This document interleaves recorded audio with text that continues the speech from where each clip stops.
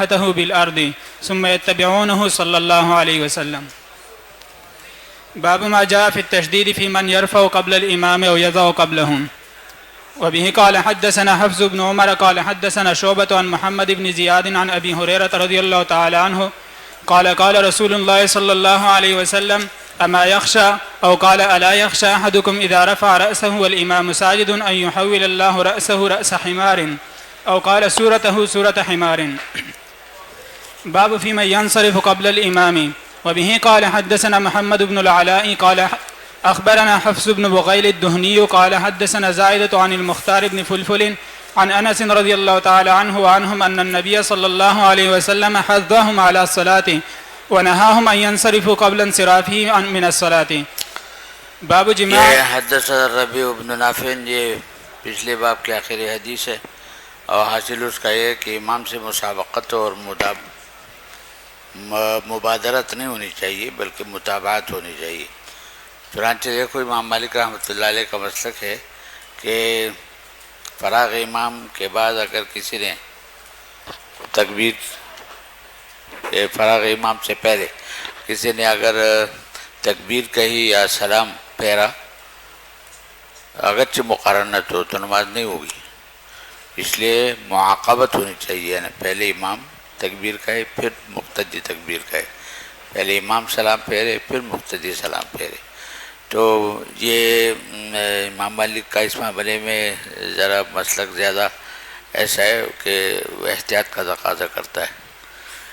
انہم کانوا یصلون مع رسول اللہ صلی اللہ علیہ وسلم فاذا رکع رکعوا. حضرات صحابہ یہ دیکھتے کہ آپ رکوع میں چلے گئے، جب جا کے رکوع کرتے ہوئے اذا قال سمع اللہ لمن حمدہ لم نزل قیاما حتی یرونه قد وضع جبهته بالارض ثم یتبعونه. ایک دفعہ چونکہ آپ نے منع فرمایا تھا نا، اس لیے اس کے بعد حضرات صحابہ زیادہ احتیاط کرنے لگے تھے. آپ کا جسم ظاہر ہے کہ عمر کا تقاضا تھا، تھوڑی سی کمزوری آ گئی تھی، تو اتنی مسارعت نہیں رہی تھی آپ کے انتقالات میں. تو جو نوجوان صحابہ سے ہوتے تھے وہ جلدی سے سجدے میں چلے جاتے تھے. تو کہتے بعد میں انہوں نے اپنا طرز عمل بدلا اور احتیاط کا راستہ اختیار کیا. دیکھتے تھے کہ آپ سجدے میں چلے گئے، جب سجدے میں جاتے تھے اذا قال سمع اللہ لمن حمدہ لم نزل قیاما، ہم کھڑے رہتے تھے حتی یرونہ قد وضع جبہتہ بالارض، یہاں تک کہ جب دیکھ لیتے کہ آپ سجدے میں پہنچ گئے. ثم یتبعونہ. باب فی التشدید فی من، یہ اسی کا تتمہ ہے کہ اس میں ایک وعید کا بیان ہے کہ جو امام سے پہلے انتقالات پر عمل کرے تو اس کے لئے خطرہ ہے. عن ابی ہریرہ رضی اللہ عنہ قال قال رسول اللہ صلی اللہ علیہ وسلم اما یخشى او قال الا یخشى احدکم، کیا تم میں سے کسی کو اس کا ڈر نہیں ہے اذا رفع رأسہ والامام ساجد، امام تو ابھی سجدے سے اٹھے نہیں ہے اور دوسرا آدمی اٹھ گیا، ان یحول اللہ رأسہ رأس حمار او قال صورتہ صورت حمار، کہ اللہ اس کی شکل بگاڑ دے، مسخ ہو جائے. تو یہ خطرے کی بات ہے. ایک قصہ بھی لکھا ہے کہ ایک محدث تھے، وہ جب حدیث پڑھایا کرتے تھے تو چہرے پہ ان کا نقاب ہوتا تھا، چہرہ ڈھکا ہوا ہوتا تھا. کہ کسی طالب علم نے خواہش کی کہ حضرت آپ سے اتنے عرصے سے ہم پڑھ رہے ہیں اور آپ کی زیارت چہرہ نہیں دیکھا. تو انہوں نے فرمایا کہ میرا چہرہ دیکھ کے کیا کرو گے. غرض یہ کہ انہوں نے یہ صورت یاد بتایا کہ میں نے تجربہ کرنے کے لیے سر پہلے اٹھا لیا تھا کہ حدیث بھی جو ہے کہ ہو سکتا ہے کہ اس کی شکل حمار کی بن جائے، تو میں نے تجربہ کیا، اللہ نے مجھے ایسا کر دیا. والعیاذ باللہ والعیاذ باللہ. جی باب فی من ینصرف قبل الامام. انصراف کے دونوں معنی، انصراف کے معنی تسلیم کی بھی ہے اور انصراف کے معنی اپنے جگہ سے اٹھ کر جانے کی بھی ہے. تو یہاں بظاہر سلام کے معنی عن انس ان نبی صلی اللہ علیہ وسلم حثهم علی الصلاة ونہاهم ان ينصرفوا قبل انصرافه من الصلاة، کہ امام کے سلام سے پہلے سلام نہ پھیرے. جی باب جماع اسواب ما يصلى فيه. وبه قال حدثنا القعنبي عن مالك عن ابن شهاب عن سعيد بن المسيب عن ابي هريرة رضي الله تعالى عنه ان رسول الله صلى الله عليه وسلم سئل عن الصلاة في ثوب واحد فقال النبي صلى الله عليه وسلم اولكلكم ثوبان. یعنی نماز کے دوران ظاہر ہے کہ ستر عورت فرض ہے، اس میں کسی کا اختلاف نہیں ہے. اب لیکن علماء نے بھی لکھا ہے کہ انسان جس ہیئت کے ساتھ مجامع میں جانا پسند نہ کرے تو وہ ہیئت نماز کے لیے بھی اختیار نہ کرے، یعنی اچھا انداز اختیار کرے. لہذا اگر صاحب وسعت ہے تو شلوار بھی ہو، اظہار اگر اظہار کا معمول ہے تو اظہار ہو، قمیص ہو، ٹوپی ہو، یہ ساری چیزیں ہو. ہاں البتہ اگر مسکنت اور مفلوق الحال کی حالت ہے تو ایسے میں جتنا کپڑا میسر آ جائے پھر تو جو بقدر ضرورت ہے اور وہ ہے ستر عورت، من السرہ الی ما تحت الرکبہ، رکبہ بھی عورت کا حصہ ہے، اتنا حصہ اگر مستور ہے تو نماز ہو جائے گی. اور عورت کا تو پورا جسم ہی مستور ہے، الا الوجہ والکفین. اور قدمین کے بارے میں مختلف اقوال ہیں. حضرات حنفیہ قدمین کو مستور نہیں سمجھتے، قدمین اگر نماز میں کھل جائے تو کوئی حرج کی بات نہیں. تو وہ کفین کے اور وجہ کے درجے میں، جبکہ دیگر ائمہ قدمین کو بھی مستور کا حصہ سمجھتے ہیں. تو بہرحال یہ عورت کا معاملہ الگ ہے اور مردوں کا معاملہ الگ ہے. اگر نادار ہے، خستہ حالی ہے، مفلس ہے تو بس اتنا لباس اگر ہے کہ ستر عورت ہو جائے تو نماز ہو جائے گی. تو یہاں مختلف ابواب ہے. اور جمعہ کا مطلب یہ ہے کہ یعنی نماز کے دوران کپڑوں کے پہننے کی جو مختلف شکلیں ہو سکتی ہے، اپنی آسودہ حالی اور اپنی غربت اور مسکنت کی بنا پر اس کی مختلف شکلیں. تو چھوٹا کپڑا ہے یا بڑا کپڑا ہے اور زیادہ بڑا کپڑا ہے، تو ہر ایک کے استعمال کے الگ الگ طریقے یہاں بتائے گئے ہیں. جی. وبه قال حدثنا مسدد یعنی کسی نے پوچھا نبی ہریرہ ان رسول اللہ صلی اللہ علیہ وسلم سئل عن الصلاۃ فی ثوب واحد، کہ اگر ایک ہی کپڑا ہے کسی نے اس طرح اس کو اوڑھ لیا کہ جس سے ستر عورت کا کام ہو رہا ہے تو کیا یہ ٹھیک ہے؟ فقال النبی صلی اللہ علیہ وسلم اولکلکم ثوبان، ہر ایک کو دو کپڑے کا میسر ہے. بہت سے لوگ ہوتے ہیں ان کے پاس ایک ہی کپڑا ہوتا ہے تو اس ایک کپڑے کو اس طرح استعمال کرے کہ ستر عورت ہو تو شرط پوری ہو جائے گی، نماز سے ہو جائے گی. جی. وبه قال حدثنا مسدد قال حدثنا سفيان عن ابي الزناد عن الاعرج عن ابي هريره رضي الله تعالى عنه قال قال رسول الله صلى الله عليه وسلم لا يصلي احدكم في الثوب الواحد ليس على منكبيه منه شيء. یعنی ایک شخص ایسا ہے کہ اس کے پاس ایک بڑی سی چادر ہے تو اس چادر کو باندھنے کے دو طریقے ہیں کہ تہبان کی طرح لنگی کی طرح باندھے، دوسری کہ اس طرح اس کو باندھے کہ نصف اعلیٰ کا بھی کچھ حصہ ڈھک جائے. تو بجائے اس کے کہ اس کو ازار کی طرح باندھے، اس کو ایسا کرنا چاہیے کہ نصف اعلیٰ بھی اس کا کچھ ڈھک جائے. یہ اس صورت میں جبکہ وہ چادر بڑی ہے، لیکن اگر چھوٹی چادر ہے اور اس سے نصف اعلیٰ کا کوئی حصہ ڈھکتا نہیں ہے تو پھر اس کو بس بقدر ضرورت پر اکتفا کرنا چاہیے، اس کو ازار کے طور پر باندھنا چاہیے، اوپر نہیں. تو یہاں دیکھو، یہاں اس چادر کا بیان ہے جس میں نسبتاً وسعت ہے اور نصف اعلیٰ کا بھی سطر ہو سکتا ہے. یہ فرمایا لا یصلی احدکم فی الثوب الواحد، ایک کپڑے میں اس طرح نماز نہ پڑھے لیس علی منکبیہ من شیء، کہ منکبین پر یعنی مونڈے کھلے ہوئے ہو، اس طرح نہ کرے. تو یہ اسی وقت ممکن ہے جب چادر بڑی ہو کہ چادر ایک پلو ادھر کرے اور ایک پلو ادھر کرے، تو اس طرح مونڈے بھی چھپ جائیں گے اور پورا جسم بھی نیچے تک جو مستور حصہ ہے وہ بھی، اور بلکہ اس سے بھی نیچے تک ڈھک جائے گا. جی. وبه قال حدثنا مسدد اخبرنا يحيى قال اخبرنا يحيى قال وحدثنا مسدد قال وحدثنا مسدد قال حدثنا اسماعيل المعنى عن هشام بن ابي عبد الله عن يحيى بن ابي كثير عن عكرمة عن ابي هريرة رضي الله تعالى عنه وعنهم قال رسول الله صلى الله عليه وسلم اذا صلى احدكم في ثوب فليخالف بطرفيه على عاتقيه. یعنی اس کے دونوں پلوں کو آگے پیچھے کرتے ہیں. بڑا سا کپڑا ہے تو جب اس کو باندھنا ہو تو ازار کے طور پر نہ باندھے بلکہ اوپر کا حصہ بھی رکھو، ایک پلو یہاں ڈالے ایک پلو یہاں ڈالے، تو اس طریقے سے نصف اعلیٰ بھی چھپ جائے گا. جی. وَلْيُخَالِفْ بَيْنَ الطَّرَفَيْنِ عَلَىٰ عَاتِقِهِ کا مطلب یہ کہ اس کے دونوں پلوں کو الگ الگ شانوں پہ ڈال دیں. جی. وبه قال حدثنا قتيبة بن سعيد قال حدثنا الليث عن يحيى بن سعيد عن أبي أمامة بن سهل عن عمر بن أبي سلمة رضي الله تعالى عنهما قال رأيت رسول الله صلى الله عليه وسلم يصلي في ثوب واحد ملتحفا مخالفا بين طرفيه على منكبيه. یہاں یعنی ایک بڑے سے کپڑے کو آپ نے اوڑا ہوا تھا اور اس کے دونوں پلو جو تھے وہ الگ الگ کاندھوں پہ تھے. تو میں نے اس طرح آپ کو دیکھا. جی. وبه قال حدثنا مسدد قال حدثنا ملازم بن عمرو الحنفي قال حدثنا عبد الله بن بدر عن قيس بن طلق عن أبيه رضي الله تعالى عنه وعنهم قال قدمنا على النبي صلى الله عليه وسلم فجاء رجل فقال يا نبي الله صلى الله عليه وسلم ما ترى في الصلاة في الثوب الواحد؟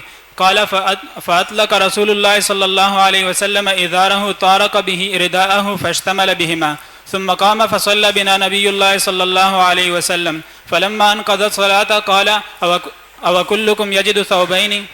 یہ دیکھو یہ بڑا دلچسپ ہے. قال قدمنا علی النبی صلی اللہ علیہ وسلم، ہم حضرت صلی اللہ علیہ وسلم کی خدمت میں حاضر ہوئے، جب باہر سے آئے تھے. فجاء رجل، ایک صاحب نے آ کے سوال کیا. فقال یا نبی اللہ ما ترى في الصلاة في الثوب الواحد، کہ اگر ایک آدمی ایک ہی کپڑا اوڑھ کے نماز پڑھنا چاہے، پہن کے نماز پڑھنا چاہے تو اس کے بارے میں کیا حکم ہے؟ قال، تو آپ نے زبانی بتانے کے بجائے عمل کر کے بتایا. اور وہ یہ کہ آپ ازار باندھے ہوئے تھے اور چادر بھی تھی، تو آپ نے چادر اور ازار دونوں کو ایک دوسرے کے اوپر رکھے، نے دوہر بنایا اس کو، ایک تہ ازار کی اور ایک تہ ردا کی. یہاں جو تارق کے بنے اس کو دوہر بنایا، ایک اوپر ہوتا ہے اور ایک نیچے استر ہوتا ہے، جو دو کپڑے استر ہوتے، دوہر بنایا اور اس کو جسم سے باندھا اور نماز پڑھائی. فرمایا کہ دیکھو اسی طرح ہوتا ہے، ایک ہی کپڑا ہے. جب دوہر بنایا تو ایک دو نہیں رہے نا، ایک ہو گیا نا.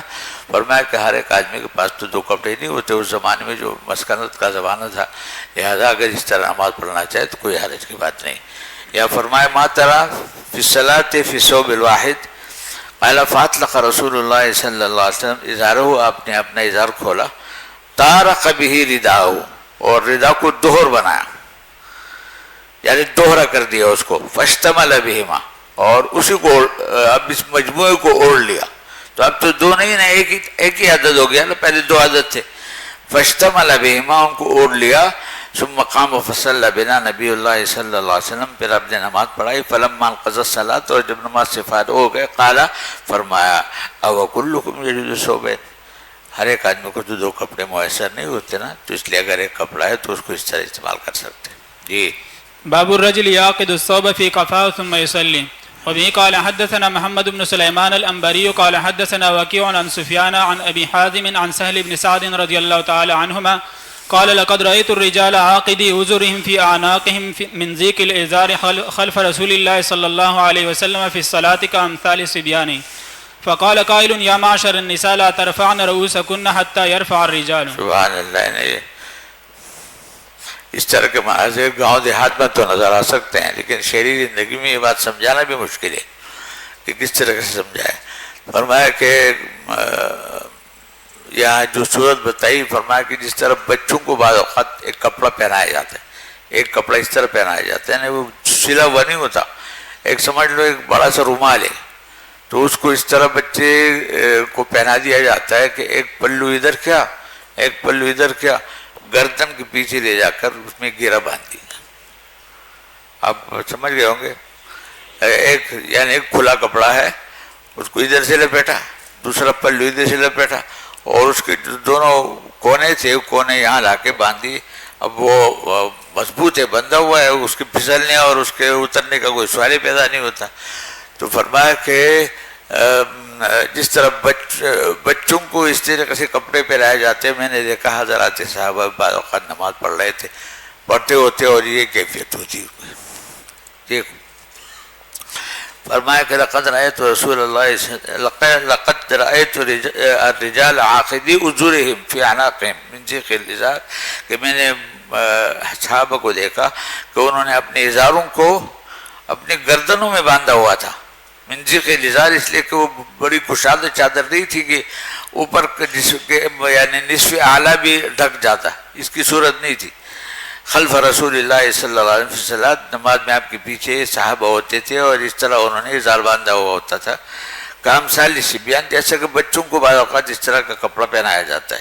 فقال قائل یا معاشر النساء، اور چونکہ دیکھو وہ چھوٹا سا ازار ہوتا تھا، اس انداز میں اس کی بندش ہوتی تھی، لہذا گھٹنوں کے نیچے کا حصہ بھی کھلا رہتا تھا، گھٹنوں سے نیچے کا حصہ، اور پیچھے عورتیں بھی صفوں میں ہوتی تھی. تو کہتے ہیں عورتوں کو یہ ہدایت تھی کہ تم لوگ اپنا سر نہ اٹھاؤ جب تک کہ مرد پہلے نہ اٹھے، اس لیے کہ عورتیں اگر اپنا سر پہلے اٹھائیں تو مرد اٹھتے اٹھتے ہو سکتا ہے کہ کوئی نامناسب ہیئت پر نظر پڑے، تو اس لیے عورتوں کو ہدایت تھی کہ تم بعد میں سر اٹھاؤ، پہلے مردوں کو اٹھنے دو.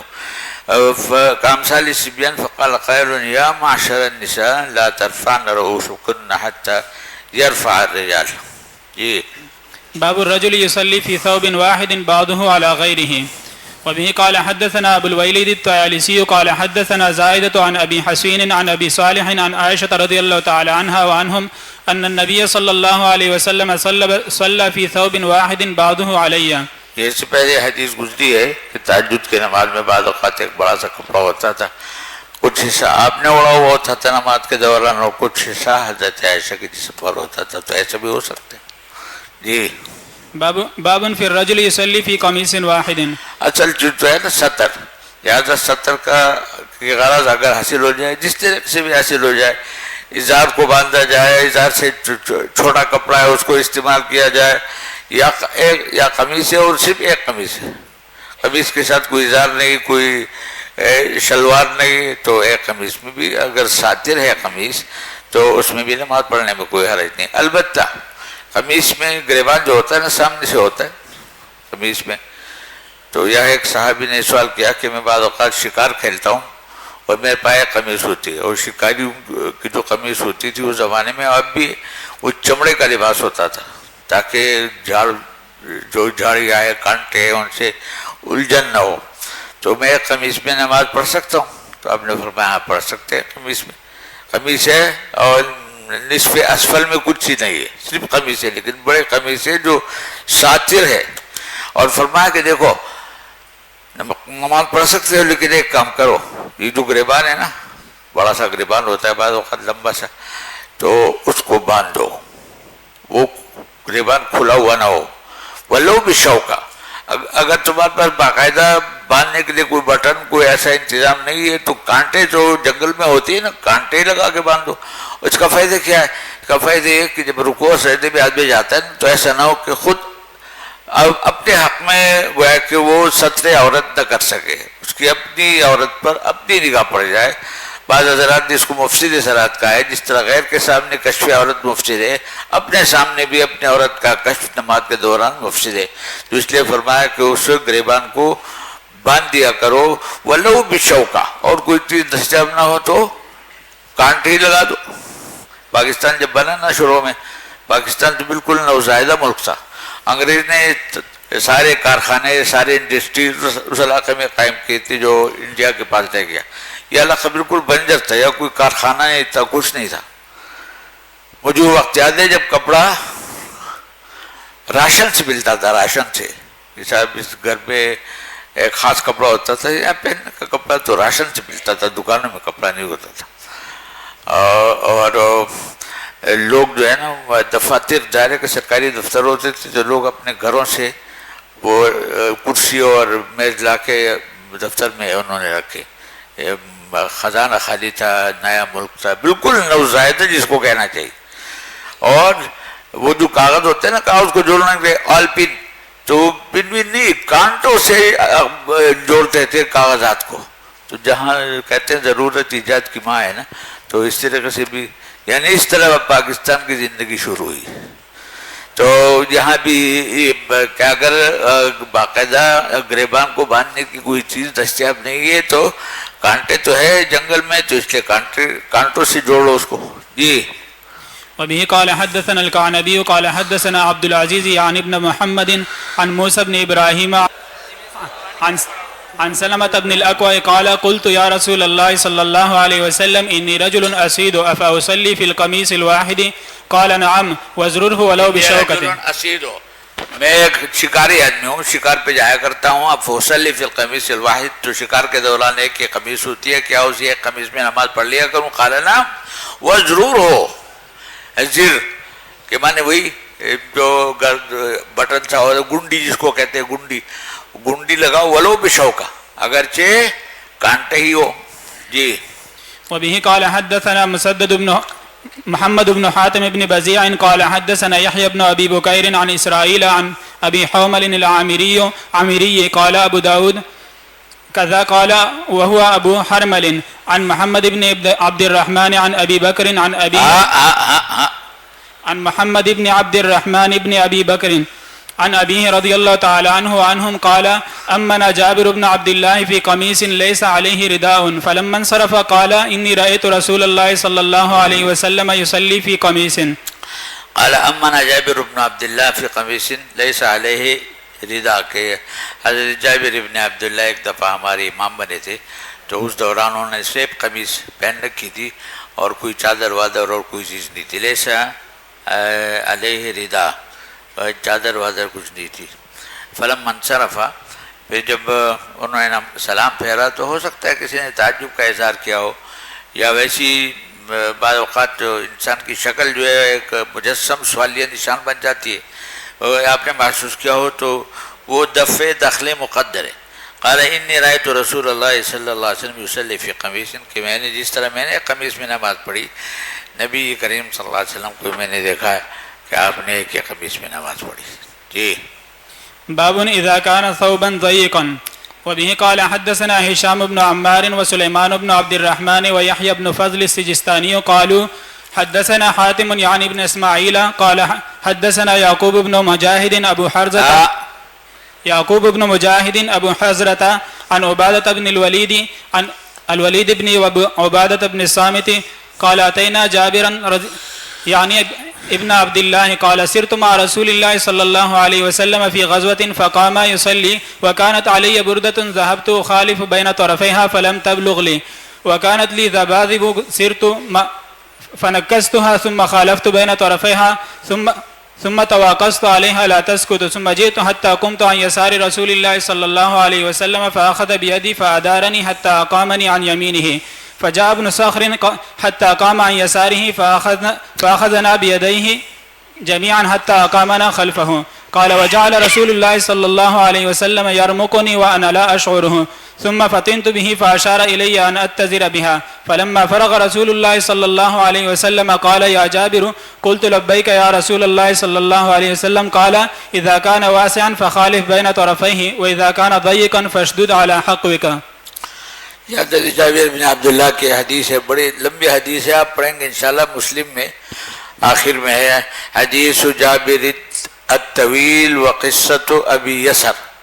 وہ حضرت جابر نے کئی واقعات ذکر کیے اور ابو یسر رضی اللہ تعالیٰ عنہ نے. تو بعض اوقات میں محدثین جو ہے نا اس لمبی حدیث کے کچھ ٹکڑے نقل کرتے ہیں. ابھی ایسا ہی ہے کہ حضرت جابر بن عبداللہ کی خدمت پہ ہم حاضر ہوئے تو یہ میں نماز کی نیت باندھی، اس کی تفصیل ہے دیکھو. قال اتینا جابرا یعنی ابن عبداللہ قال سرت مع رسول اللہ صلی اللہ علیہ وسلم. حضرت جابر فرماتے ہیں کہ میں نبی کریم صلی اللہ علیہ وسلم کے ساتھ ایک سفر میں شامل تھا، فی غزوۃ، ایک جہاد میں. فقام یصلی، تو آپ نماز کے لیے کھڑے ہو گئے. وکانت علیہ، فقام یصلی وکانت علیہ بردۃ وکانت علیہ بردۃ ذهبت اخالف بین طرفیها فلم تبلغ لی. کہتے ہیں میری ایک چادر تھی، چھوٹی سی چادر تھی، تو میں نے کوشش کی کہ اس کے دائیں بائیں پلو کو الگ الگ کر دوں، دائیں پلو کو ادھر کر دوں، بائیں پلو کو ادھر کر دوں. اس کا نام ہے مخالفت بین طرف ہے. لیکن وہ چادر ایسی تھی کہ ایسا ہو نہیں پا رہا تھا. اگر میں ادھر ادھر کرتا تو باندھنے کی کوئی شکل نہیں تھی. تو اس لیے میں نے اس کو، اور اس میں جھالر بھی تھے، جھالر یعنی وہ کپڑا ایسا تھا کہ ایک طرف جھالر بھی تھے. تو میں نے یہ کیا کہ جو جھالروں والا حصہ تھا اس کو اوپر کر دیا اور جو بندھا ہوا حصہ تھا اس کو نیچے کر دیا، اور پھر میں نے اس کو اپنے سینے سے باندھا. یا مخالفت بین الطرفین کی ضرورت نہیں تھی، سینے سے میں نے اس کو لپیٹا، لیکن چونکہ باندھنے کی کوئی شکل نہیں تھی تو اس لیے میں نے ٹھوڑی سے پکڑ لیا، یعنی وہ کپڑا دونوں طرف کر کے ٹھوڑی سے میں نے پکڑ لیا تاکہ گر نہ پائے. اب تصور کرو کیا حالت تھی، تاکہ گر نہ پائے. تو اور پھر میں کھڑا ہو گیا نماز کے لیے. پھر ایک اور صاحب بھی آئے، نماز کے لیے کھڑے ہو گئے آپ کی دائیں طرف. پھر ایک اور صاحب بھی آئے تو بائیں طرف کھڑے ہو گئے. تو آپ نے اپنے ہاتھوں سے ہم دونوں کو دائیں بائیں سے پیچھے کر دیا، جیسا نماز کی کیفیت ہوتی ہے، یعنی امام آگے اور مقتدی پیچھے، اس طرح کر دیا. اور پھر آپ مجھے کچھ اشارہ فرما رہے تھے لیکن میں سمجھ نہیں پا رہا تھا. تو بعد میں آپ نے بتایا کہ دیکھو جب کپڑا تنگ ہو تو پھر ایسی صورت میں مخالفت بین الطرفین کی کوشش نہ کرو، بلکہ جو مستور حصہ ہے انہیں ناف پر باندھو، اس کو جہاں ازار باندھا جاتا ہے اس کو وہاں باندھو. اس کوشش میں نہ رہو کہ کچھ اوپر کا حصہ بھی ڈھک جائے. اور مخالفت بین الطرفین کی کوشش جب وہ ہو نہیں پاتی یہ بات، اس لیے کہ کپڑا چھوٹا سا ہے، تو پھر ایسے صرف ازار معقد جو ازار باندھنے کی جگہ اس پہ باندھو، صرف بس ستر عورت کی کوشش کرو، مزید جسم کو ڈھکنے کی کوشش نہ کرو. یہ فرمایا جب اتینا جابر یعنی ابن عبداللہ قال سرت مع رسول اللہ صلی اللہ علیہ وسلم فی غزوۃ فقام یصلی وکانت علیہ برتا. میری ایک چادر تھی، ذهبت اخالف بین الطرفیها، میں اس کے دونوں پلوں کو الگ الگ کرنا چاہ رہا تھا کہ ایک دائیں طرف ہو جائے ایک بائیں طرف ہو جائے اور وہ میری جسم سے اچھی طرح لپٹ جائے، وہ بند بھی جائے. فلم تب لوگ لی، لیکن وہ ناکافی تھا، وہ کپڑا ناکافی تھا، پہنچ نہیں پا رہا تھا. وکانت لہا زباجب، اور اس کے جھالر بھی تھے. جھالر کا مطلب سمجھتے ہیں نا، جھالر بھی تھے جس کو اہداب بھی کہتے ہیں. فنکستھا، میں نے اس کو پلٹ دیا، یعنی جھالروں والے حصہ اوپر کیا اور جو بغیر جھالروں والے حصہ اس کو نیچے کیا. ثم خالفت بین الطرفیها، پھر میں نے آگے پیچھے کرنے کی کوشش کی. ثم تواقصت علیہا لا تسقط، پھر میں نے اپنی ایڑی اس کے اوپر رکھ دی، یعنی ایڑی میں اس کو دبا لیا تاکہ وہ گر نہ پائے. باندھنے کی تو کوئی صورت نہیں تھی، بس میں نے اپنے یعنی تھوڑی سی اس کو روکا. ثم جئت، پھر میں حاضر ہوا حتی قمت عن یسار رسول اللہ صلی اللہ علیہ وسلم. آپ تو اپنی نماز شروع فرما چکے تھے تو میں دائیں طرف کھڑا ہو گیا، میں بائیں طرف کھڑا ہو گیا. عن یسار رسول اللہ صلی اللہ علیہ وسلم فاخذ بیدی فادارنی حتی قامنی عن یمینی، آپ نے بائیں سے مجھے دائیں کر دیا، میرا ہاتھ پکڑ کے بائیں جانب سے دائیں طرف کو کر دیا. اس لیے جب ایک مقتدی ہوتا ہے تو جانب یمین میں کھڑا ہوتا ہے. فجاء ابن الصخرین، تھوڑی دیر کے بعد ایک اور صحابی تشریف لائے. حتی قام عن یساری، تو دائیں طرف تو میں کھڑا ہوا تھا، بائیں جانب خالی تھی تو وہ بائیں جانب کھڑے ہو گئے. فاخذنا بیدیہ جمیعا، تو آپ نے ہم دونوں کو دونوں ہاتھوں سے پکڑ کے پیچھے کر دیا، ایک کو ادھر سے ایک کو ادھر سے، دونوں ہاتھوں سے. فاخذنا بیدیہ جمیعا حتی اقامنا خلفہ، اپنے پیچھے ہم کو کھڑا کر دیا. قال وجعل رسول اللہ صلی اللہ علیہ وسلم یرمقنی، اور میری جو حیات تھی نا، وہ چادر جس طرح میں نے اپنے جسم سے لپیٹی تھی وہ عجیب سی تھی، تو اس لیے نبی کریم صلی اللہ علیہ وسلم وہ گوشے چشم سے مجھے دیکھ رہے تھے. یرمقنی وانا لا اشعر به، لیکن مجھے احساس نہیں تھا کہ آپ مجھے دیکھ رہے ہیں. ثم فتنت به، پھر میں سمجھ گیا کہ آپ مجھے کچھ دیکھ رہے ہیں اور کچھ اشارہ کرنا چاہ رہے ہیں، کچھ سمجھانا چاہ رہے ہیں.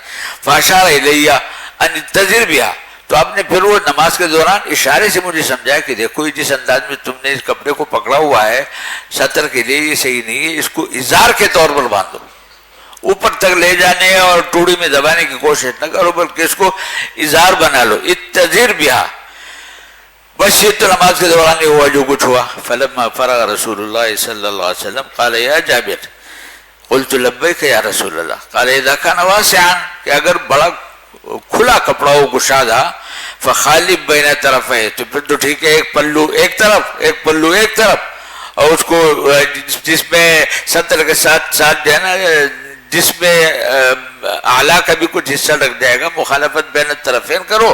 وَإِذَا كَانَ ضَيِّقًا، لیکن اگر وہ کپڑا ایسا نہیں ہے کہ مخالفت بین الطرفین والی ترکیب چل سکے تو فَشْدُدْ عَلَى حَقْوِكَ، تو اس کو حق کو باندھو. حق کو کس کو کہتے ہیں؟ جو یعنی کوک پہ باندھو، جو جہاں اظہار باندھا جاتا ہے، ڈائریکٹ اظہار سیدھی پہ تو نہیں باندھا جاتا، نیچے باندھا جاتا ہے، بس اس حصے پہ باندھو تو وہ کپڑا کافی ہو جائے گا، سطر کا مقصد حاصل ہو جائے گا اور نماز صحیح ہو جائے گی. جی. باب الإسبال في الصلاة.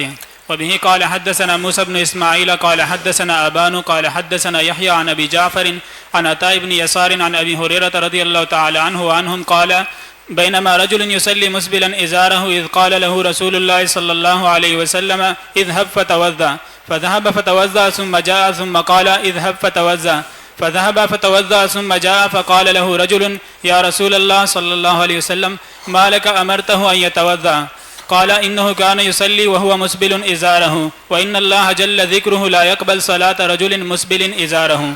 اس بار کا مطلب آپ سمجھتے ہیں، پاجامہ ہو یا شلوار ہو یا اظہار ہو، تہبند ہو، اس کو اتنا لمبا کرنا کہ وہ گھسٹتا چلا جائے.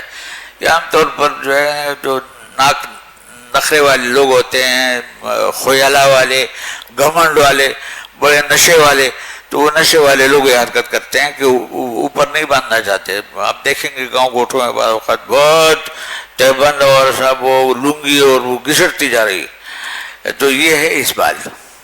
تو اسبال عام حالت میں منع ہے، یعنی تنہا نماز کا موضوع نہیں ہے، بلکہ عام حالات میں بھی اسبال، کیونکہ عام طور پر خیالہ کی وجہ سے ہوتا ہے. اب حضرت ابوبکر صدیق کو نبی کریم صلی اللہ علیہ وسلم نے مستثنی فرمایا تھا، اس لیے کہ ان کی جسم کی حیات ایسی تھی کہ وہ شلوار باندھتے تھے پھر بھی وہ اظہار باندھتے تھے پھر بھی وہ اظہار لٹک جاتا تھا. تو آپ سے انہوں نے اپنی مشکل کا ذکر کیا تو آپ نے فرمایا لست ممن یفعلہ خیالہ، کہ آپ کا معاملہ دوسرا ہے. وہ حیات جسم کی بعض اوقات ایسی ہوتی ہے کہ وہ گرفت نہیں ہوتی، تو لیکن عام حالات میں سے یہ نہیں ہے. تو یہاں بھی ایک صحابی نے نماز پڑھی، آپ نے اس سے کہا جا کے وضو کر کے آؤ، پھر دوبارہ وضو کروانے بھیجا، جو یہاں اس کا قصہ ہے. یہ اسبال کی حالت میں نماز پڑھی. عن ابی ہریرہ رضی اللہ عنہ قال بینما رجل یصلی مسبلا ازارہ اذ قال له رسول اللہ صلی اللہ علیہ وسلم اذهب فتوضأ فذهب فتوضأ ثم جاءه ثم قال اذهب فتوضأ فذهب فتوضأ ثم جاء، دو دفعہ وضو کروایا. فقال له رجل، ایک حاضرین میں سے ایک کہنے لگے کہ یا رسول اللہ ما لک امرتہ یتوضأ، آپ نے ان سے وضو کیوں کروایا؟ قال انه كان يصلي مسبل ازارہ، کہ نماز اس حالت میں پڑھی تھی اس بال کے ساتھ، ان اللہ جل ذکرہ لا يقبل صلاة رجل مسبل ازارہ، اور اللہ ایسے آدمی کی نماز قبول نہیں کرتے جو اس بال کے ساتھ نماز پڑھے. تو یاد دیکھو آپ نے وضو اس لیے کروایا ایک دفعہ نہیں دو دفعہ کہ یہ تنبیہ مکمل ہو جائے. اگر سیدھی سارے انداز میں کہا جائے کہ صاحب یعنی اظہار ٹھیک کرو تو شاید وہ اس قدر اس میں اہتمام ظاہر نہ ہو. تو آپ نے وضو کروایا، اور ایک دفعہ نہیں دو دفعہ وضو کروایا، تاکہ امت کو بھی پتہ چلے اور ان صاحب کو بھی پتہ چلے کہ یہ طریقہ مکروہ ہے، ناپسندیدہ ہے اور اس سے بچنا چاہیے. تو ایک تو تنبیہ مقصود ہے، اور دوسری وجہ فقہاء نے لکھی کہ بہرحال اسبال ہے تو مکروہ گناہ کی بات ہے.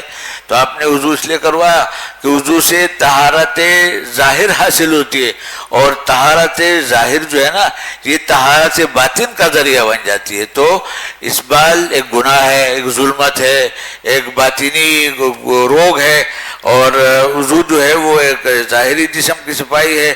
تو ظاہر پھر رفتہ رفتہ باطن کی صفائی کا ذریعہ بن جاتا ہے، اس لیے آپ نے دو دفعہ وضو کروایا. جی. وبه قال حدثنا زيد بن أخزم قال حدثنا أبو داود عن أبي عوانة عن عاصم عن أبي عثمان عن ابن مسعود رضي الله تعالى عنه وعنهم قال سمعت رسول الله صلى الله عليه وسلم يقول من أسبل إزاره في صلاته خيلاء فليس من الله جل ذكره في حل ولا حرام. فليس من الله جل ذكره في حل ولا حرام. جو شخص اسبال کے ساتھ نماز پڑھے، فرمایا کہ اس کے لیے یہ الفاظ آپ نے استعمال فرمائے کیا؟ فلیس من اللہ جل ذکرہ فی حل ولا حرام، کہ اللہ جل ذکرہ کے نظر میں وہ نہ حل میں ہے نہ حرام میں ہے. تو اس کا یعنی عام مطلب یہ ہے کہ یہ بیکار آدمی ہے، یہ ٹکے کا نہیں ہے. اگر آپ کسی کو بتانا چاہیں کہ یہ آدمی اس میں کوئی خیر کی بات نہیں تو آپ کیا کہیں گے کہ یہ ٹکے کا آدمی نہیں ہے. تو یہ تعبیر ہے اس بات کی لیس فی حل ولا حرام. اور لفظی طور پر اگر آپ اس کا مطلب جاننا چاہیں تو مطلب ہے کہ اس کا جو طرز عمل ہے نہ حلال ہے اور نہ قابل احترام ہے. ولا حرام، نہ حلال ہے نہ قابل احترام ہے، یا اس کو حلال حرام کی کوئی پرواہ نہیں. یہ ایسا آدمی ہے کہ نہ حلال کی پرواہ نہ حرام کی پرواہ. تو مطلب یہ کہ یہ غیر ذمہ دار آدمی ہے اور یہ بالکل بیکار آدمی ہے. تو اس تعبیر کے لیے آپ نے یہ بات ارشاد فرمائی لیس من اللہ فی حل ولا حرام. جی. قال ابو داود روى هذا جماعة عن عاصم موقوفا على ابن مسعود رضي الله تعالى عنه منهم حماد بن سلمة وحماد بن زيد وابو الاحوص وابو معاوية. یعنی حدیث دونوں طریقے سے منقول ہے. ابھی جو حدیث گزری ہے متصل یہی حدیث ہے، وہاں مرفوعان ہے، لیکن ایک اور طریق میں حدیث مرفوعان نہیں بلکہ موقوفاً ہے، حضرت عبداللہ بن مسعود کا قول ہے. جی. باب من قال يتزر به اذا كان ضيقا. وبه قال حدثنا سليمان بن حرب قال حدثنا حماد بن زيد عن ايوب عن نافع عن ابن عمر رضي الله تعالى عنهما وعنهم قال رسول الله صلى الله عليه وسلم او قال عمر رضي الله تعالى عنه اذا كان لاحدكم ثوبان فليصلي فيهما فان لم يكن الا ثوب واحد فليتزر به ولا يشتمل اشتمال اليهود. اذا كان لاحدكم ثوبان، اگر کسی کو دو کپڑے میسر ہے تو بہتر بات ہے دونوں کو استعمال کر کے نماز پڑھے. فلیصلی فیہما، دونوں کو استعمال کرے نماز کے لیے، اچھی حیات ہے. فإن لم يكن إلا ثوب واحد، لیکن اگر ایک ہی کپڑا ہے تو اس ایک کپڑے کو اظہار بنا لے. فلیتزر بھی، اس لیے کہ مقصد تو ستر عورت ہے نا، تو ستر عورت کی غرض اظہار سے حاصل ہو جاتی ہے، اچھی طرح اظہار بنائے. لیکن کہتے ہیں ولا اشتمل اشتمال الیہود، جس کو اشتمال سما بھی کہتے ہیں، اشتمال یہود، اور کہتے ہیں اس طرح نہ باندھے اس کپڑے کو جس کو اشتمال یہود کہا جاتا ہے. اور اشتمال یہود کا مطلب یہ ہے، اور اس کا دوسرا نام ہے اشتمال سما، آئے گا پہلے بھی شاید گزرا ہے. تو اشتمال یہود اور اشتمال سما کا مطلب یہ ہے کہ ایک کپڑا ہے، انسان اپنے جسم سے اس کو اس طرح لپیٹ لیتا ہے کہ ہاتھ بھی اندر بند جاتے ہیں، بالکل ایک کیپسول بن جاتا ہے، اپنے کپڑے کو کیپسول بناتا ہے. تو ظاہر ہے کہ وہ غلط طریقہ ہے، اس لیے کہ اگر خدا نہ خواستہ کسی مجبوری کی وجہ سے ہاتھ نکالنے پڑے تو اب تو نکالنا مشکل ہوگا، اور اگر نکالنے کی نوبت آ گئی تو کشف عورت ہو جائے گا. تو اس لیے فرمایا کہ اس طرح باندھے کہ دونوں ہاتھ بھی اندر بن جائے اور انسان بالکل ایک یعنی وہ پائپ کی طرح گویا کہ اس نے اپنا کپڑا اس طرح سے اوڑھ لیا، تو ایسا نہ کرے. جی. وبه قال حدثنا محمد بن يحيى الزهلي قال حدثنا سعيد بن محمد قال حدثنا ابو تميلة قال حدثنا ابو المنيب عبد الله الاتكي قال عن عبد الله بن بريدة عن ابيه رضي الله تعالى عنه قال نهى رسول الله صلى الله عليه وسلم ان يصلى في لحاف لا يتوشه به والاخر ان يصلي في سراويل وليس عليه رداء. نہا رسول اللہ صلی اللہ علیہ وسلم یصلی فی لحاف لا یتوشہ بھی، کہ لحاف میں اس طرح نماز پڑھتا ہے، یعنی بڑے کپڑے میں کہ اس کو جسم سے نہیں لپیٹتا. تو ظاہر ہے کہ جسم سے اگر نہیں لپیٹے گا تو ستر عورت کا فائدہ حاصل نہیں ہوگا جب تک کہ لپیٹے نہیں. ان یصلی فی لحاف لا یتوشہ بھی والآخر ان یصلی فی سراویل ولیس علیہ رداء، اور دوسرا آدمی کوئی صرف شلوار میں نماز پڑھتا ہے اور رضا نہیں ہے. حالانکہ رضا دستیاب ہے، اس کے بعد موجود ہے، لیکن وہ موجود ہونے کے باوجود اس کو نظر انداز کرتا ہے. تو نہیں، اچھی حیات تو یہ ہے کہ شلوار بھی ہو، رضا بھی ہو. جی. باب فی کم تصلی المرأة. وبه قال عورت کے لیے کیا ضروری ہے؟ تو دیکھو حر میں اور اما میں فرق ہے. حر اما کے حق میں عورت وہی ہے جو مرد کا ہے، جو مستور حصہ مرد کا ہے وہی عورت کے بارے میں بھی ہے. البتہ حرہ کا پورا جسم عورت ہے الا الوجہ والکفین، اور بعض ائمہ کے نزدیک والقدمین.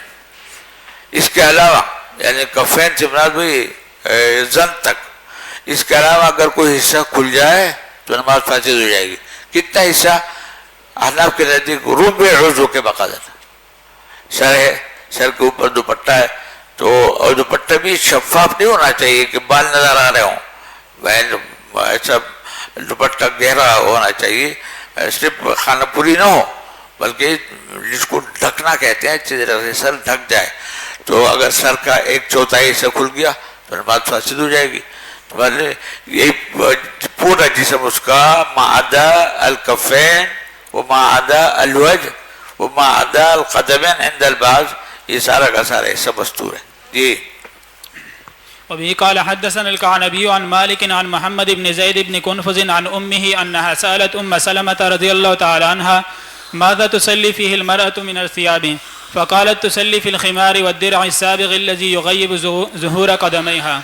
فی کم تصلی المرأة من الثياب، عورت کو کتنے کپڑے پہننے چاہیے نماز کے دوران؟ فقالت تصلی فی الخمار، کہ ایک تو دوپٹہ ہونا چاہیے، والدرع السابغ، اور ایک بڑی سی قمیص جو جسم کو اچھی طرح ڈھکنے والی ہو، الذی یغیب ظہور قدمیہا، جس سے قدمین بھی ڈھک جائے. اتنی بڑی قمیص ہونی چاہیے، قدمین کھلے نہیں چاہیے. چنانچہ بعض ائمہ جو ہے اسی کے ظاہر کے قائل ہے. حضرات حنفیہ نے ظہور قدمین کو نماز کے اندر یعنی تسامحاً مستثنیٰ کیا ہے کہ اس کی گنجائش ہے، اس لیے کہ وَلَا يُبْدِينَ زِينَتَهُنَّ إِلَّا مَا ظَهَرَ مِنْهَا، ما ظَهَرَ مِنْهَا مستثنیٰ ہے. زینت سے مراد ہے وہ زیب و زینت، تو زیب و زینت الا ما ظہر منہا، زیب و زینت کے حنف کے نزدیک تین مواقع ہیں، ایک چہرہ اور ایک کفین، اور وہ چونکہ بعض اوقات پاؤں کے انگوٹھوں میں بھی خاص انگوٹھیاں پہنی جاتی ہے، اس زمانے میں رواج تھا، تو اس لیے وہی موضوع زینت ہے، تو یہ مستثنیٰ ہے، اور اس کے علاوہ پورے جسم مستثنیٰ نہیں ہے. والوجه السابق الذي يغيب ظهور قدميها. جی. وبه قال حدثنا مجاهد بن موسى قال حدثنا عثمان بن عمر قال حدثنا عبد الرحمن بن عبد الله يعني ابن دينار عن محمد بن زيد بهذا الحديث قال عن أم سلمة أنها سألت النبي صلى الله عليه وسلم تصلي المرأة في درع وخمار ليس عليها إزار قال إذا كان الدرع سابعا يغطي ظهور قدميها. حضرت ام سلمہ سے روایت ہے انها سألت النبي صلی اللہ علیہ وسلم کہ انہوں نے آپ سے پوچھا تصلی المرأة في درع وخمار ليس عليها إزار، کہ ایک عورت کے پاس ایک بڑی سی قمیص ہے اور ایک دوپٹہ ہے، ازار وزار کچھ نہیں ہے، تو کیا وہ نماز پڑھ سکتی ہے؟ قال اذا كان الدرع سابغا يغطي ظهور قدميها، کہ اگر وہ قمیص اتنی لمبی ہے اور اتنی کھلی ہے لمبی کہ جس سے قدمین بھی ڈھک رہے ہیں تو کوئی حرج کی بات نہیں، ازار کی ضرورت نہیں، اس لیے کہ وہ قمیص اسفل اور اعلیٰ سب کے لیے ساتر ہے. جی. قال ابو داود روى هذا الحديث عن مالك بن انس هذا الحديث مالك بن أنس وبكر بن مزر وحفص بن غياث وإسماعيل بن جعفر وابن أبي ذئب وابن إسحاق عن محمد بن زيد عن أمه عن أم سلمة رضي الله تعالى عنها لم يذكر أحد منهم النبي صلى الله عليه وسلم قصروا به على أم سلمة. مطلب ہے کہ یہ حدیث گزری ہے یا تو مرفوعاً مذکور ہے، لیکن بہت سے روات نے اس حدیث کو موقوف علی ام سلمہ کہا ہے، یہ اس کو مرفوع نہیں کہا ہے. جی. باب المرأة تصلي بغير خمار، بغیر دوپٹے کے اگر نماز پڑھے گی تو نماز نہیں ہوگی. جی. وبه قال حدثنا محمد بن المثنى قال حدثنا حجاج بن منهال قال حدثنا حماد عن قتادة عن محمد بن سيرين عن صفية بنت الحارث عن عائشة رضي الله تعالى عنها وعنهم عن النبي صلى الله عليه وسلم أنه قال لا يقبل الله صلاة حائض إلا بخمار. حیض سے مراد ہے بالغ عورت کی نماز بغیر دوپٹے کے، سر کھلا ہوا ہوگا تو نماز نہیں ہوگی. جی. قال ابو داود رواه سعيد يعني ابن ابي عروبة عن قتادة عن الحسن عن النبي صلى الله عليه وسلم. وبه قال حدثنا محمد بن عبيد قال حدثنا حماد بن زيد عن أيوب عن محمد أن عائشة رضي الله تعالى عنها نزلت على صفية أم طلحة الطلحات فرأت بنات لها فقالت إن رسول الله صلى الله عليه وسلم دخل وفي حجرتي جارية فألقى إلي حقوه قال لي شقيه بشقتين فأعطي هذه نصفا والفتاة التي عند أم سلمة نصفا فإني لا أراها إلا قد حازت أو لا أراها أو قال لا أراهما إلا قد حازتا. قال أبو داود وكذلك رواه هشام عن ابن سيرين.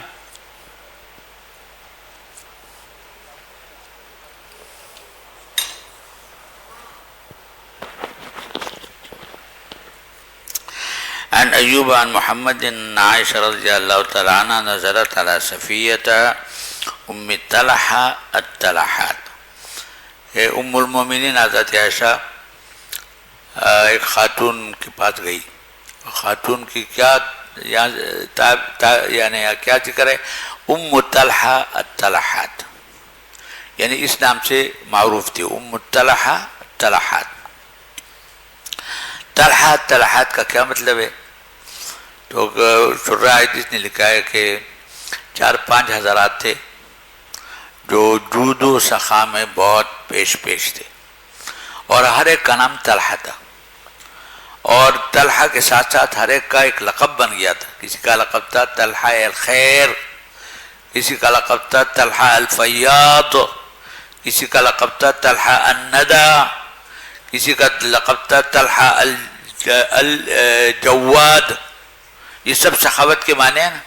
ان میں جو سب سے زیادہ سخی تھے ان کا نام پڑ گیا طلحہ طلحات. تو وہ طلحہ طلحات ایک شخصیت کا نام ہے، یا تو اس وجہ سے کہ وہ سب میں سب سے زیادہ جود و سخا والے تھے، یا ایک ان کے آباء و اجداد میں طلحہ نام کے بہت سے لوگ تھے تو اس لیے ان کا لقب جو ہے طلحہ طلحات پڑ گیا. دوبارہ یہ فرماتے ہیں کہ نظر تعالیٰ صفیہ ام طلحہ طلحات، کہ صفیہ کے پاس تشریف لے گئے. اور صفیہ کون تھی؟ صفیہ نام کی تو بہت سارے خواتین ہو سکتی تھی، وہ صفیہ تھی جو طلحہ طلحات کی والدہ تھی. فرأت بنات لہا، تو انہوں نے دیکھا کہ اب بچی آئے اس گھر میں. فقالت، تو فرمانے لگی نصیحت کے طور پر کہ ان رسول اللہ صلی اللہ علیہ وسلم داخلہ، ایک دفعہ نبی کریم صلی اللہ علیہ وسلم گھر تشریف لائے. وفی حجرتی جاریۃ، اور ہماری ایک لڑکی تھی. جاریہ کے معنی ضروری نہیں کہ باندھی ہو، جاریہ کے معنی کیا ہے؟ لڑکی، غلام کے مقابلے میں. ہماری ایک لڑکی تھی. فالقى الی حقوہ، تو آپ نے مجھے اپنا ازار دے دیا، اور ازار دے کے فرمایا کہ دیکھو اس ازار کے 2 ٹکڑے کرو، اب یہ بچی بڑی ہو گئی ہے اور اس کو بغیر دوپٹے کے نہیں ہونا چاہیے. اور دوسرا ٹکڑا جو ہے نا ام سلمہ کے گھر میں بھی ایک جاریہ ہے، دوسرا ٹکڑا ان کے پاس بھجواؤ، اس لیے کہ وہ بھی بڑی ہو گئی ہے، سیانی ہو گئی ہے، بالغ ہو گئی ہے، لہٰذا ان کو اب اپنا سر ڈھکنا چاہیے، سر کھلا ہوا نہیں ہونا چاہیے. یہ دخل وفی حجرتی جاریۃ فالقى الی حقبہ قال لی شقیہ بشقتین، اس کے 2 حصے کرو، 2 ٹکڑے کرو. فاعطی هذه نصفا والفتاة التي عند ام سلمہ نصفا، ایک حصہ اس بچے کو اڑاؤ، دوسرا حصہ ام سلمہ کو بھجوا دو، وہاں ایک بچی وہ اس کے کام آ جائے گا. فإني لا أراها إلا قد حازت، اس لیے کہ میرا خیال یہ کہ اب یہ سب بالغ ہو گئی ہے. او قال لا أراهما إلا قد حازتا، کہ یہ بالغ ہو گئی ہے، لہذا بالغ ہونے کے بعد اب ان کو احتیاط کرنی چاہیے، ستر راس کا اہتمام کرنا چاہیے. جی. باب ما جاء في السدل في الصلاة. وبه قال صدل کے معنی وہی ہے جو اسبال کے ہیں. ایک قول یہ صدل اور اسبال دونوں ایک چیز ہے، اور بعد نے صدل کا مطلب دوسرا بتایا، اور وہ یہ کہ یہ بھی کیفیت بھی ہمارے ملک بھی نظر آتی ہے کہ ایک بڑی سی چادر ہے اور ایک آدمی اوڑھنے کے بجائے اس کو سر پہ ڈال دیا، وہ نیچے تک لٹک رہا ہے، ادھر سے بھی ادھر سے. آپ لوگوں نے دیکھا ہوگا ایسا نہیں؟ کراچی میں تو خیر چادر ہی نہیں ہوتی، تو کراچی میں کیا نظر آئے گا، گاؤں دیہات میں ہوتی ہے. یا یہ کہ اس طرح ڈال دیا، اور وہ ایک چادر توڑنے کے لیے ہوتی ہے، کسی ضرورت کے لیے آیا کہ کندھے پہ ڈال دو ٹھیک ہے، لیکن اس کو بڑی چادر ہے اور اس کو اس طرح کھلا کر کے ڈال دیا سر پہ یا گردن پہ، اور ادھر لٹک رہی ادھر لٹک رہی. اور جب نماز آدمی پڑھ رہا ہوتا ہے تو وہ رکاوٹ بھی بنتی ہے، اس کی طرف توجہ ہو جاتی ہے. تو یہ صدل جو ہے نا یہ بھی مکروہ ہے، ناپسندیدہ ہے. جی. وبه قال حدثنا محمد بن العلاء وإبراهيم بن موسى عن ابن المبارك عن الحسن بن زكوان عن سليمان الأحول عن عطاء قال إبراهيم عن أبي هريرة رضي الله تعالى عنه أن رسول الله صلى الله عليه وسلم نهى عن السدل في الصلاة وأن يغطي الرجل فاه.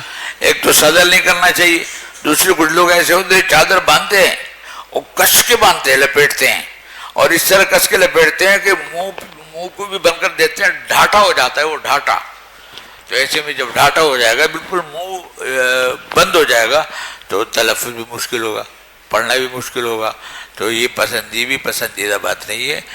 چادر اوڑھو لیکن یہ منہ کھلا رکھو تاکہ اگر تم بات کرو تو دوسرا آدمی اس بات کو سمجھ سکے. اب منہ پہ چادر بندی ہوئی ہے اور کچھ بات کرنا چاہ رہے ہیں تو وہ تو کسی کی سمجھ بات نہیں آئے گی. یہ مطلب ہے. ان نبی صلی اللہ علیہ وسلم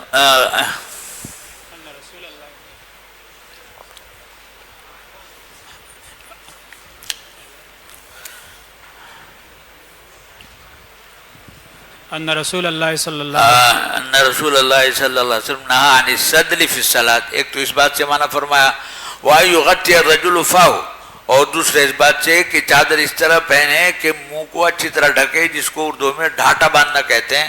یہ طریقہ کے ساتھ کے لیے پھر گفتگو مشکل ہو جاتی ہے، اور اگر کچھ بولنا بھی چاہے تو مخاطب کے سمجھ میں نہیں آئے گا. جی. وبه قال حدثنا محمد بن عيسى بن التباع قال حدثنا حجاج عن ابن جريج قال اكثر ما رايت عطاء يصلي سادلا. وہ سادلا نماز پڑھتے تھے. مطلب یہ کہ ہو سکتا ہے ان کا مسلک یہ نہ ہو یا صدر کے کسی اور معنی ان کے پیش نظر ہو. جی. قال ابو داود رواه عيسل عن عطاء عن ابي هريره رضي الله تعالى عنه ان النبي صلى الله عليه وسلم نهى عن السدل في الصلاه. باب الصلاة في شعور النساء. یعنی خواتین جو کپڑے رات اوڑھتی ہے، شعور نثار اور شعر، میں نے پہلے بتایا تھا شعور شعر کی جمع ہے وہ کپڑا جو عورت اوڑھتی ہے اپنے جسم پر، جو بالکل ملا ہوا کپڑا ہوتا ہے نا، وہ دو کپڑے، ایک نثار ہے ایک شعر. تو بہرحال دونوں استعمالی کپڑے ہیں. تو شعر پہن کے نماز پڑھنے میں کوئی کراہت نہیں ہے. البتہ بعض حضرات نے فرمایا کہ چونکہ عورت کا ایک اس میں جب آدمی کوئی کپڑا استعمال کرتا ہے تو اس کی جسم کی ایک بو اس میں بس جاتی ہے، تو ایسا نہ ہو کہ نماز کے دوران شغل بال ہو، یعنی استحضار نہ ہو.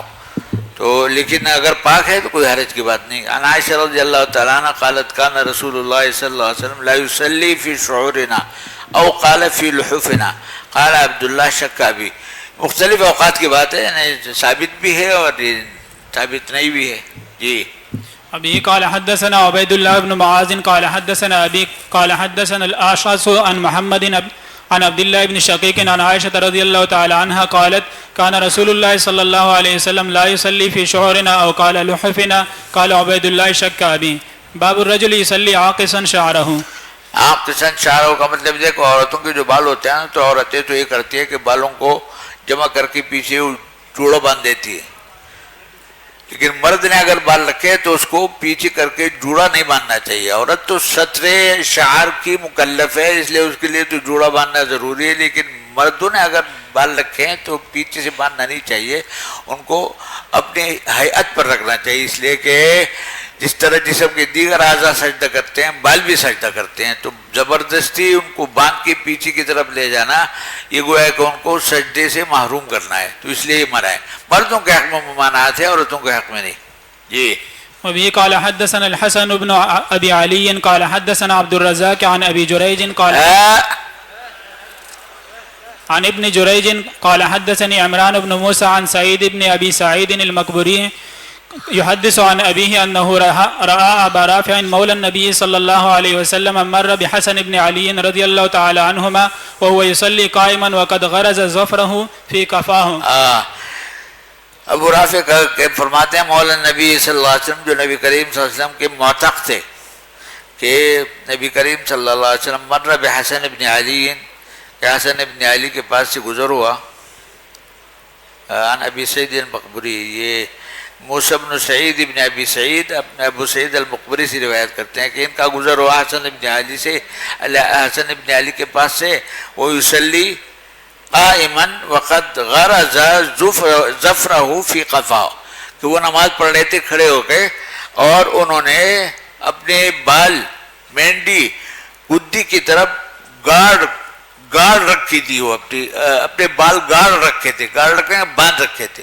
گاڑنا غرض کا میں نے گاڑنا یعنی اچھی طریقے سے باندھ رکھے تھے تاکہ بکھرنے نہ پائے.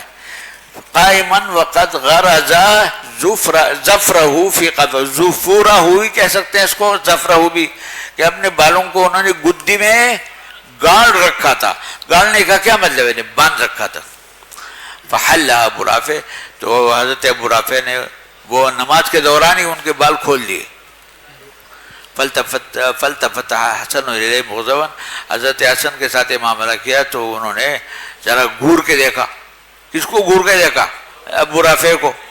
فقال ابو رافع، حضرت ابو رافع نے ان سے کہا کہ نہیں، آپ اپنا نماز پڑھو، گورنے کی ضرورت نہیں.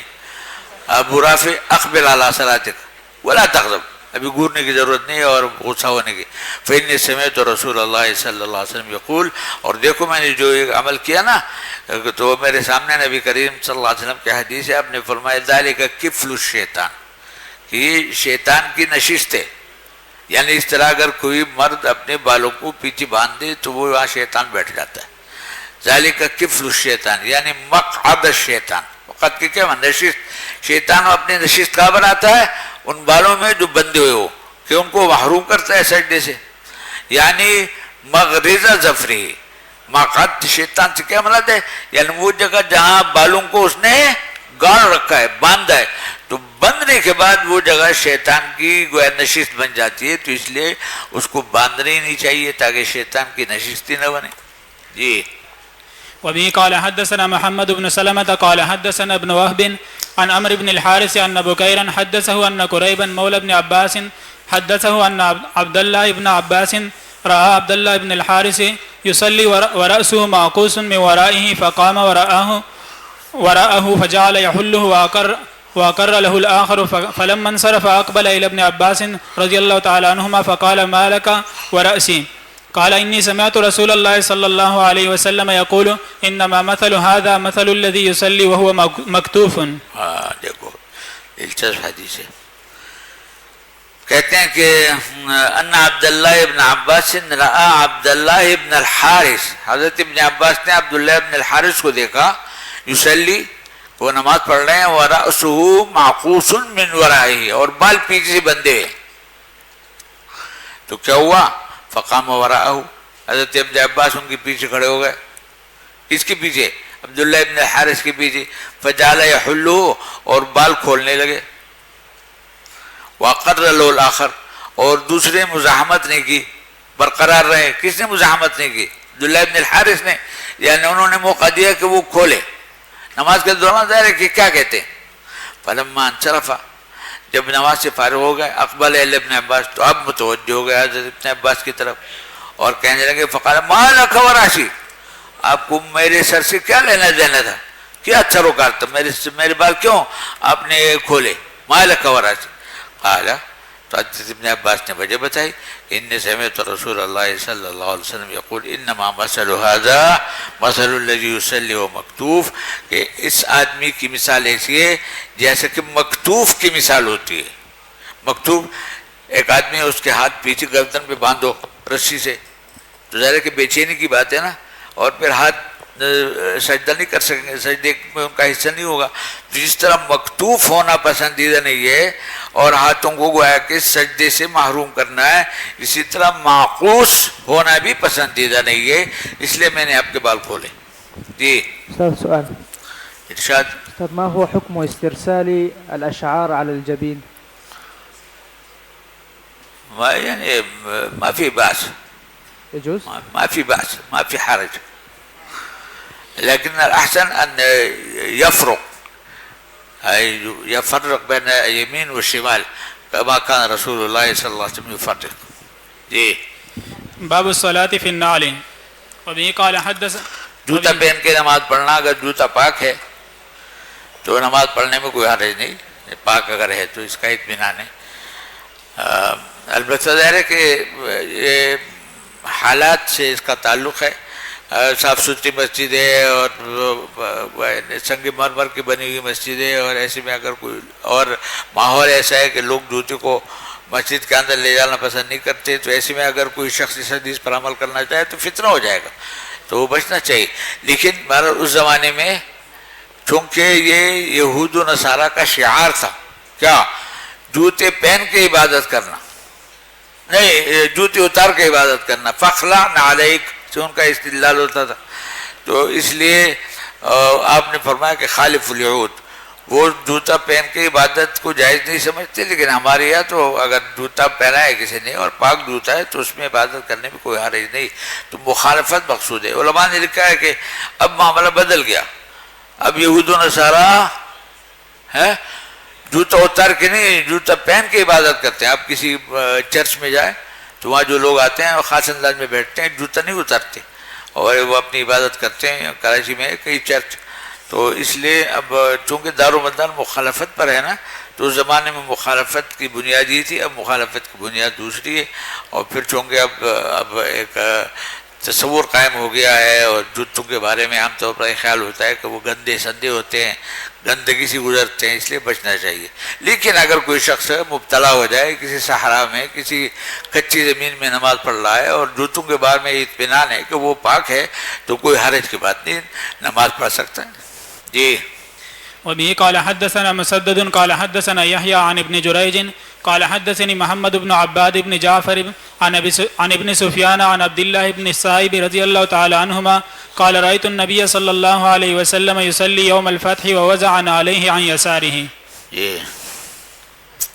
وبه قال حدثنا الحسن بن علي قال حدثنا عبد الرزاق وابو عاصم قال اخبرنا ابن جريج قال سمعت محمد بن عباد بن جعفر يقول اخبرني ابو سلمة بن سفيان وعبد الله بن المسيب العابدي وعبد الله بن عمرو عن عبد الله بن السائب رضي الله تعالى عنهما قال صلى بنا رسول الله صلى الله عليه وسلم الصبح بمكة فاستفتح سورة المؤمنين حتى إذا جاء ذكر موسى وهارون. فاستفتح سورة المؤمنين یعنی اپنے مکے میں نماز پڑھائی اور سورہ مومنین شروع کی، حتی اذا جاء ذکر موسیٰ و ہارون او قال ذکر موسیٰ و عیسیٰ۔ راوی کو شک ہے کہ اس سورت پڑھتے پڑھتے جب موسیٰ و ہارون کا یا موسیٰ و عیسیٰ کا ذکر آیا، ابن عباد یہ شک کو، شک جو ابن عباد کو ہے۔ اختلفو جائے کہ نیچے کے تلامذہ میں اختلاف ہے، کسی نے ذکر موسیٰ و عیسیٰ کہا اور کسی نے ذکر موسیٰ و ہارون کہا۔ اخذت النبی صلی اللہ علیہ وسلم سعلتن، کہتے ہیں کہ آپ یعنی تلاوت فرما رہے تھے سورہ مومنین کی، آپ تلاوت آپ نے شروع فرمائی تھی اور یہاں تک پہنچے تھے کہ اچانک آپ کو کھانسی اٹھی، سعلہ کھانسی آئی، تو اب آپ کے لیے تلاوت کو جاری رکھنا مشکل ہو، فحذف، تو آپ نے چھوڑ دیا، فرکع اور رکوع میں چلے گئے، آپ نے تلاوت کو حذف کر دیا، تلاوت معطل کر دی اور رکوع میں چلے گئے۔ وہ عبداللہ ابن السائب حاضر لذلك، اور یہ سارا واقعہ حضرت عبداللہ ابن السائب کے سامنے تھا۔ جی وبه قال حدثنا موسى بن اسماعيل قال حدثنا حماد. یہ دیکھو یہ جو حدیث ہے نا، اس میں بظاہر نال کا ذکر نہیں ہے، تو علماء نے لکھا ہے کہ اصل میں یہ حدیث اور وہ حدیث ایک ہی ہے، دونوں کے راوی کی ایک جگہ اختصار ہے، ایک جگہ تفصیل ہے۔ جی وبه قال حدثنا موسى بن اسماعيل قال حدثنا حماد عن ابي نعامة السعدي عن ابي نضرة عن ابي سعيد الخدري رضي الله تعالى عنه قال بينما رسول الله صلى الله عليه وسلم يصلي باصحابه اذ خلع عليه فوضعهما عن يساره. بينما رسول اللہ صلی اللہ علیہ وسلم يصلي باصحابه کہ ایک دفعہ نبی کریم صلی اللہ علیہ وسلم اپنے صحابہ کو نماز پڑھا رہے تھے، اذ خلع عليه کہ نماز کے دوران آپ نے جوتے اتار دیے، فوضعهما عن يساره نماز کے دوران ہی، اور اتار کے بائیں طرف رکھ دیے۔ فلما رأى القوم ذلك، لوگ بھی جوتے پہن کے نماز پڑھ رہے تھے، جب لوگوں نے دیکھا القوا نعالهم تو سب نے اپنے جوتے اتار لیے۔ فلما قضى رسول اللہ صلی اللہ علیہ وسلم صلاته، جب نبی کریم صلی اللہ علیہ وسلم نے اپنی نماز پوری فرمائی، قال ما حملكم على القائكم نعالكم، کہ کس چیز نے تمہیں اس بات پر ابھارا کہ تم اپنے جوتوں کو اتارو، یعنی جوتے کیوں اتارے؟ قالوا رأيناك ألقيت عليك فألقينا نعالنا، ہم نے آپ کو دیکھا تھا کہ آپ نے اتارے تو اس لیے ہم نے بھی اتار لیے، آپ کے گویا کے اقتداء میں، آپ کے مطابعات میں اتارے۔ فقال، آپ نے فرمایا، فقال رسول اللہ صلی اللہ علیہ وسلم کہ میری بات تو دوسری ہے، وہی کہ ان جبریل علیہ السلام اتانی فاخبرنی ان فیہما قذرا، کہ جبریل نے آ کر مجھے بتایا تھا کہ جوتے جو ہے گندے ہیں، ان میں گندگی ہے، تو میں تو اس وجہ سے میں نے اتارے، اب لوگوں نے بلا وجہ اتارے۔ وقال اذا جاء احدكم المسجد، اور پھر آپ نے مزید بات فرمایا کہ اگر کوئی شخص مسجد میں نماز پڑھنے کے ارادے سے آئے فلینظر، تو اس کو اپنا جائزہ لینا چاہیے، دیکھ لینا چاہیے۔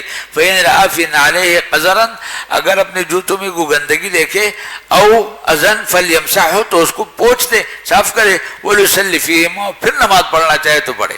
یہاں یہ فرمایا نا کہ جبریل امین نے مجھے بتایا کہ اس میں گندگی ہے، تو سوال یہ پوچھتا ہے گندگی کا کیا مطلب ہے؟ اگر نجاست ہے تو پھر تو نماز نہیں ہوئی جو ہوئی درمیان، پھر تو نماز کا استئناف ہونا چاہیے، اعادہ ہونا چاہیے۔ اگر گندگی اس لیے کہ طہارت ثوب، طہارت مکان تو بہرحال شرائط جواز میں سے ہیں۔ تو علماء نے کہا کہ دو امکانات ہیں، اگر گندگی نجاست کے درجے میں تھی تو اس لیے آپ نے اعادہ نہیں فرمایا کہ وہ مقدار یسیر تھی، مادون الدرہم، تو اس کی گنجائش ہے۔ اور دوسرا مطلب یہ ہو سکتا ہے کہ گندگی سے مراد نجاست نہیں ہے بلکہ کیچڑ ہے یا بلغم ہے، اس طرح کی چیزیں جو گندی کہلاتی ہے لیکن نجس نہیں ہے، ہو سکتا ہے کہ وہ مراد ہو۔ جی وبه قال حدثني موسى يعني ابن اسماعيل قال حدثنا ابان قال حدثنا قتادة قال حدثني بكر بن عبد الله عن النبي صلى الله عليه وسلم بهذا قال فيهما خبث قال في الموضعين خبثا، یعنی اذن اور قذر کے بجائے اس روایت میں خبث کا لفظ ہے۔ جی وبه قال حدثنا قتيبة بن سعيد قال حدثنا مروان بن معاوية الفزاري عن هلال بن ميمون الرملي عن يعلى بن شداد بن أوس عن أبيه رضي الله تعالى عنه وعنهم قال قال رسول الله صلى الله عليه وسلم خالف اليهود فإنهم لا يصلون في نعالهم ولا خفافهم۔ وبه قال حدثنا مسلم بن إبراهيم قال حدثنا علي بن المبارك عن حسين المعلم عن عمرو بن شعيب عن أبيه عن جده رضي الله تعالى عنه وعنهم قال رأيت رسول الله صلى الله عليه وسلم يصلي حافيا ومنتعلا۔ یصلی حافیا و منتعلا، دونوں طریقے سے آپ کا نماز پڑھنا ثابت ہے، جوتے پہن کر بھی جب پاکی کا اطمینان ہو، جوتے اتار کر بھی۔